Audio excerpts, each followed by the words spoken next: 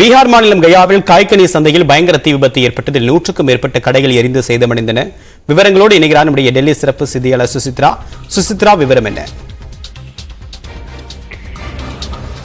பீகார் மாநிலத்தில் காய்கறி சந்தையில் ஏற்பட்ட தீ விபத்தில் 100க்கும் மேற்பட்ட கடைகளானது எரிந்து சாம்பலாகி இருக்கிறது.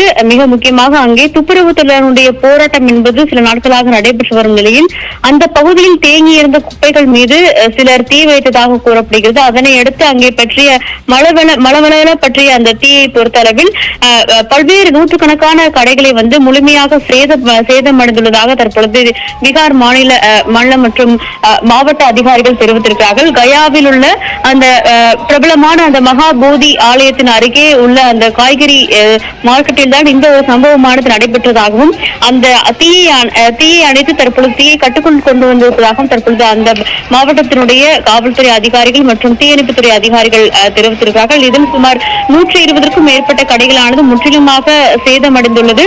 அதனை அப்புறப்படுத்தும் பணியில் ஈடுபட்டு வருவதாகவும் தற்பொழுது அவர்கள் கூறியிருக்கிறார்கள். இது தவிர யார் இந்த சம்பவத்திற்கு காரணமாக இருந்தது, யாரும் வேண்டுமென்றே தீ வைத்தார்களா அல்லது அதன் அருகில் இருந்த சிலிண்டர் முதலில் வெடித்ததா என்பது தொடர்பான விசாரணையும் தற்பொழுது காவல்துறை அதிகாரிகள் முடுக்கிவிட்டிருக்கிறார்கள். தேவா, விரிவான தகவலுக்கு நன்றி சுசித்ரா.